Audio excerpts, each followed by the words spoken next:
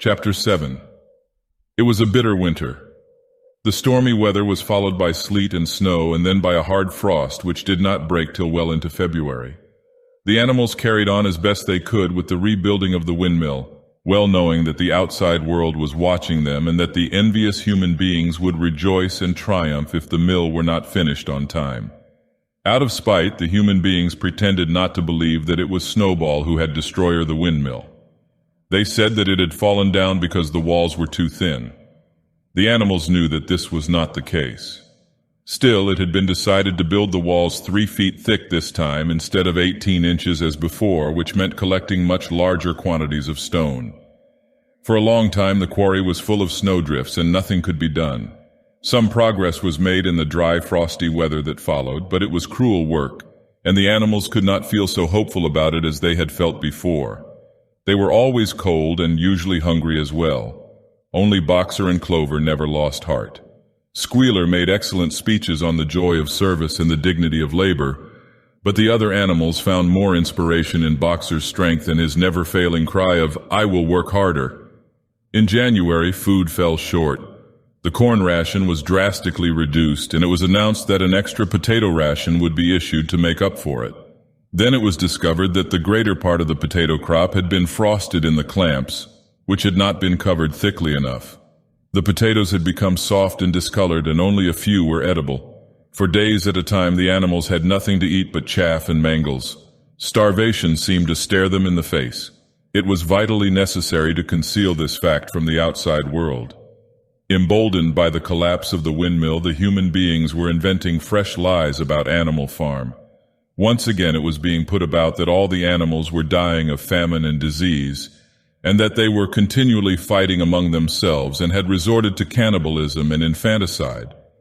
Napoleon was well aware of the bad results that might follow if the real facts of the food situation were known, and he decided to make use of Mr. Whymper to spread a contrary impression. Hitherto the animals had had little or no contact with Whymper on his weekly visits. Now, however, a few selected animals, mostly sheep, were instructed to remark casually in his hearing that rations had been increased. In addition, Napoleon ordered the almost empty bins in the store shed to be filled nearly to the brim with sand, which was then covered up with what remained of the grain and meal. On some suitable pretext, Whymper was led through the store shed and allowed to catch a glimpse of the bins. He was deceived and continued to report to the outside world that there was no food shortage on Animal Farm. Nevertheless, towards the end of January, it became obvious that it would be necessary to procure some more grain from somewhere. In these days, Napoleon rarely appeared in public, but spent all his time in the farmhouse, which was guarded at each door by fierce-looking dogs. When he did emerge, it was in a ceremonial manner, with an escort of 6 dogs who closely surrounded him and growled if anyone came too near. Frequently, he did not even appear on Sunday mornings, but issued his orders through one of the other pigs, usually Squealer. One Sunday morning, Squealer announced that the hens, who had just come in to lay again, must surrender their eggs. Napoleon had accepted, through Whymper, a contract for 400 eggs a week. The price of these would pay for enough grain and meal to keep the farm going till summer came on and conditions were easier. When the hens heard this, they raised a terrible outcry. They had been warned earlier that this sacrifice might be necessary, but had not believed that it would really happen. They were just getting their clutches ready for the spring sitting, and they protested that to take the eggs away now was murder.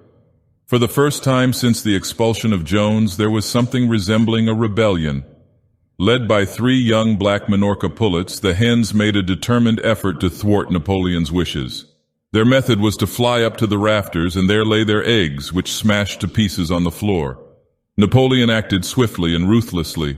He ordered the hens' rations to be stopped and decreed that any animal giving so much as a grain of corn to a hen should be punished by death. The dogs saw to it that these orders were carried out. For 5 days the hens held out, then they capitulated and went back to their nesting boxes. 9 hens had died in the meantime. Their bodies were buried in the orchard, and it was given out that they had died of coccidiosis. Whymper heard nothing of this affair, and the eggs were duly delivered, a grocer's van driving up to the farm once a week to take them away. All this while no more had been seen of Snowball. He was rumored to be hiding on one of the neighboring farms, either Foxwood or Pinchfield. Napoleon was by this time on slightly better terms with the other farmers than before. It happened that there was in the yard a pile of timber which had been stacked there 10 years earlier when a beech spinney was cleared. It was well seasoned, and Whymper had advised Napoleon to sell it. Both Mr. Pilkington and Mr. Frederick were anxious to buy it. Napoleon was hesitating between the two, unable to make up his mind. It was noticed that whenever he seemed on the point of coming to an agreement with Frederick, Snowball was declared to be in hiding at Foxwood, while when he inclined toward Pilkington, Snowball was said to be at Pinchfield. Suddenly, early in the spring, an alarming thing was discovered. Snowball was secretly frequenting the farm by night. The animals were so disturbed that they could hardly sleep in their stalls. Every night, it was said, he came creeping in under cover of darkness and performed all kinds of mischief. He stole the corn, he upset the milk pails, he broke the eggs, he trampled the seed beds, he gnawed the bark off the fruit trees. Whenever anything went wrong, it became usual to attribute it to Snowball. If a window was broken or a drain was blocked up, someone was certain to say that Snowball had come in the night and done it. And when the key of the store shed was lost, the whole farm was convinced that Snowball had thrown it down the well. Curiously enough, they went on believing this even after the mislaid key was found under a sack of meal. The cows declared unanimously that Snowball crept into their stalls and milked them in their sleep. The rats, which had been troublesome that winter, were also said to be in league with Snowball. Napoleon decreed that there should be a full investigation into Snowball's activities. With his dogs in attendance, he set out and made a careful tour of inspection of the farm buildings, the other animals following at a respectful distance. At every few steps, Napoleon stopped and snuffed the ground for traces of Snowball's footsteps, which he said he could detect by the smell. He snuffed in every corner, in the barn, in the cowshed, in the hen houses, in the vegetable garden, and found traces of Snowball almost everywhere. He would put his snout to the ground, give several deep sniffs, and exclaim in a terrible voice, "Snowball! He has been here, I can smell him distinctly." And at the word Snowball, all the dogs let out blood-curdling growls and showed their side teeth. The animals were thoroughly frightened. It seemed to them as though Snowball were some kind of invisible influence, pervading the air about them and menacing them with all kinds of dangers. In the evening, Squealer called them together, and with an alarmed expression on his face, told them that he had some serious news to report. "Comrades," cried Squealer, making little nervous skips, "a most terrible thing has been discovered. Snowball has sold himself to Frederick of Pinchfield Farm, who is even now plotting to attack us and take our farm away from us. Snowball is to act as his guide when the attack begins. But there is worse than that. We had thought that Snowball's rebellion was caused simply by his vanity and ambition. But we were wrong, comrades. Do you know what the real reason was? Snowball was in league with Jones from the very start. He was Jones's secret agent all the time. It has all been proved by documents which he left behind him and which we have only just discovered. To my mind, this explains a great deal, comrades. Did we not see for ourselves how he attempted, fortunately without success, to get us defeated and destroyed at the Battle of the Cowshed? The animals were stupefied. This was a wickedness far outdoing Snowball's destruction of the windmill. But it was some minutes before they could fully take it in. They all remembered, or thought they remembered, how they had seen Snowball charging ahead of them at the Battle of the Cowshed, how he had rallied and encouraged them at every turn, and how he had not paused for an instant even when the pellets from Jones's gun had wounded his back. At first it was a little difficult to see how this fitted in with his being on Jones's side. Even Boxer, who seldom asked questions, was puzzled. He lay down, tucked his forehoofs beneath him, shut his eyes, and with a hard effort managed to formulate his thoughts. "I do not believe that," he said. "Snowball fought bravely at the Battle of the Cowshed. I saw him myself. Did we not give him Animal Hero First Class immediately afterwards? That was our mistake, comrade. For we know now, it is all written down in the secret documents that we have found, that in reality he was trying to lure us to our doom." "But he was wounded," said Boxer. "We all saw him running with blood." "That was part of the arrangement," cried Squealer. "Jones's shot only grazed him. I could show you this in his own writing if you were able to read it. The plot was for Snowball at the critical moment to give the signal for flight and leave the field to the enemy, and he very nearly succeeded. I will even say, comrades, he would have succeeded if it had not been for our heroic leader, Comrade Napoleon. Do you not remember how, just at the moment when Jones and his men had got inside the yard, Snowball suddenly turned and fled and many animals followed him? And do you not remember, too, that it was just at that moment when panic was spreading and all seemed lost, that Comrade Napoleon sprang forward with a cry of death to humanity, and sank his teeth in Jones's leg? Surely you remember that, comrades? Exclaimed Squealer, frisking from side to side. Now when Squealer described the scene so graphically, it seemed to the animals that they did remember it. At any rate, they remembered that at the critical moment of the battle, Snowball had turned to flee, but Boxer was still a little uneasy. I do not believe that Snowball was a traitor at the beginning, he said finally. What he has done since is different, but I believe that at the Battle of the Cowshed he was a good comrade. Our leader, Comrade Napoleon, announced Squealer, speaking very slowly and firmly, has stated categorically, comrade, that Snowball was Jones's agent from the very beginning. Yes, and from long before the rebellion was ever thought of. Ah, that is different, said Boxer. If Comrade Napoleon says it, it must be right. That is the true spirit, comrade, cried Squealer, but it was noticed he cast a very ugly look at Boxer with his little twinkling eyes.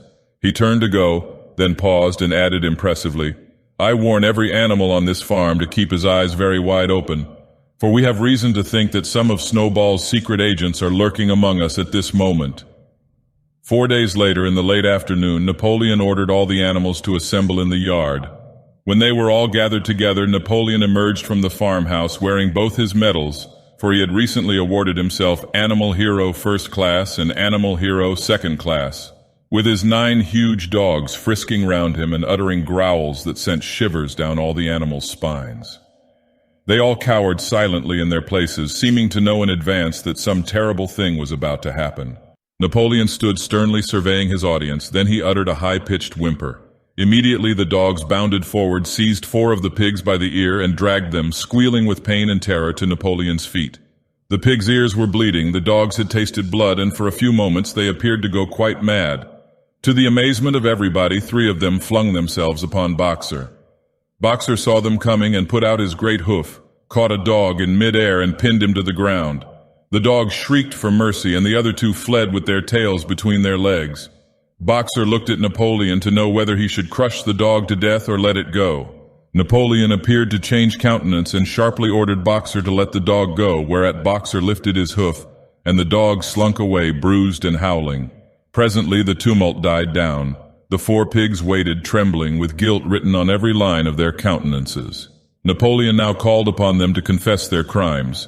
They were the same 4 pigs as had protested when Napoleon abolished the Sunday meetings. Without any further prompting, they confessed that they had been secretly in touch with Snowball ever since his expulsion, that they had collaborated with him in destroying the windmill, and that they had entered into an agreement with him to hand over Animal Farm to Mr. Frederick. They added that Snowball had privately admitted to them that he had been Jones's secret agent for years past. When they had finished their confession, the dogs promptly tore their throats out, and in a terrible voice Napoleon demanded whether any other animal had anything to confess. The 3 hens who had been the ringleaders in the attempted rebellion over the eggs now came forward and stated that Snowball had appeared to them in a dream and incited them to disobey Napoleon's orders. They too were slaughtered. Then a goose came forward and confessed to having secreted 6 ears of corn during the last year's harvest and eaten them in the night. Then a sheep confessed to having urinated in the drinking pool, urged to do this, so she said, by Snowball, and 2 other sheep confessed to having murdered an old ram, an especially devoted follower of Napoleon, by chasing him round and round a bonfire when he was suffering from a cough. They were all slain on the spot. And so the tale of confessions and executions went on, until there was a pile of corpses lying before Napoleon's feet, and the air was heavy with the smell of blood, which had been unknown there since the expulsion of Jones. When it was all over, the remaining animals, except for the pigs and dogs, crept away in a body. They were shaken and miserable. They did not know which was more shocking, the treachery of the animals who had leagued themselves with Snowball, or the cruel retribution they had just witnessed. In the old days there had often been scenes of bloodshed equally terrible, but it seemed to all of them that it was far worse now that it was happening among themselves. Since Jones had left the farm until today, no animal had killed another animal, not even a rat had been killed. They had made their way onto the little knoll where the half-finished windmill stood, and with one accord they all lay down as though huddling together for warmth. Clover, Muriel, Benjamin, the cows, the sheep, and a whole flock of geese and hens, Everyone indeed except the cat, who had suddenly disappeared just before Napoleon ordered the animals to assemble. For some time nobody spoke. Only Boxer remained on his feet. He fidgeted to and fro, swishing his long black tail against his sides and occasionally uttering a little whinny of surprise. Finally he said, "I do not understand it. I would not have believed that such things could happen on our farm. It must be due to some fault in ourselves. The solution, as I see it, is to work harder. From now onwards I shall get up a full hour earlier in the mornings." And he moved off at his lumbering trot and made for the quarry.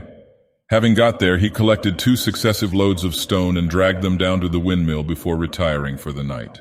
The animals huddled about Clover, not speaking. The knoll where they were lying gave them a wide prospect across the countryside. Most of Animal Farm was within their view. The long pasture stretching down to the main road, the hayfield, the spinney, the drinking pool, the plowed fields where the young wheat was thick and green, and the red roofs of the farm buildings with the smoke curling from the chimneys. It was a clear spring evening.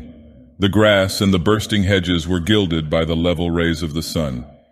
Never had the farm, and with a kind of surprise they remembered that it was their own farm, every inch of it their own property, appeared to the animals so desirable a place. As Clover looked down the hillside, her eyes filled with tears. If she could have spoken her thoughts, it would have been to say that this was not what they had aimed at when they had set themselves years ago to work for the overthrow of the human race. These scenes of terror and slaughter were not what they had looked forward to on that night when old Major first stirred them to rebellion.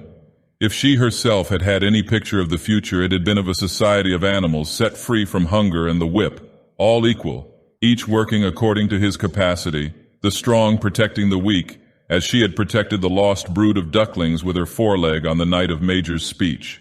Instead, she did not know why, they had come to a time when no one dared speak his mind, when fierce, growling dogs roamed everywhere, and when you had to watch your comrades torn to pieces after confessing to shocking crimes.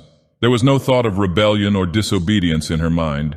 She knew that even as things were, they were far better off than they had been in the days of Jones, and that before all else it was needful to prevent the return of the human beings. Whatever happened, she would remain faithful, work hard, carry out the orders that were given to her, and accept the leadership of Napoleon. But still, it was not for this that she and all the other animals had hoped and toiled. It was not for this that they had built the windmill and faced the bullets of Jones's gun. Such were her thoughts, though she lacked the words to express them. At last, feeling this to be in some way a substitute for the word she was unable to find, she began to sing Beasts of England. The other animals sitting round her took it up, and they sang it 3 times over, very tunefully but slowly and mournfully, in a way they had never sung it before. They had just finished singing it for the 3rd time when Squealer, attended by 2 dogs, approached them with the air of having something important to say. He announced that, by a special decree of Comrade Napoleon, Beasts of England had been abolished. From now onwards it was forbidden to sing it. The animals were taken aback. "Why?" cried Muriel. "It's no longer needed, comrade," said Squealer stiffly. "Beasts of England was the song of the rebellion. But the rebellion is now completed. The execution of the traitors this afternoon was the final act. The enemy, both external and internal, has been defeated. In Beasts of England we expressed our longing for a better society in days to come, but that society has now been established. Clearly this song has no longer any purpose." Frightened though they were, some of the animals might possibly have protested, but at this moment the sheep set up their usual bleating of 4 legs good, 2 legs bad, which went on for several minutes and put an end to the discussion. So Beasts of England was heard no more. In its place, Minimus, the poet, had composed another song which began, and this was sung every Sunday morning after the hoisting of the flag. But somehow neither the words nor the tune ever seemed to the animals to come up to Beasts of England.